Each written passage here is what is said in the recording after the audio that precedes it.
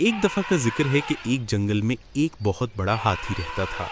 वो जंगल के सब जानवरों को तंग करता था। सब जानवर उससे डरते थे। एक दिन सब जानवरों ने मशवरा किया कि इसे सबक सिखाना चाहिए। चालाक खरगोश ने एक तरकीब सोची। वो हाथी के पास गया और कहा, जंगल के बादशाह, एक और हाथी आपको चैलेंज कर रहा है। वो कुएं में छुपा है। हाथी गुस्से में आकर कुएं के पास गया। जब इसने पानी में अपना अक्स देखा तो समझा कि दूसरा हाथी है। वो उस पर हमला करने के लिए कुएं में कूद पड़ा और डूब गया। सब जानवर बहुत खुश हुए और खरगोश को अपना हीरो माना।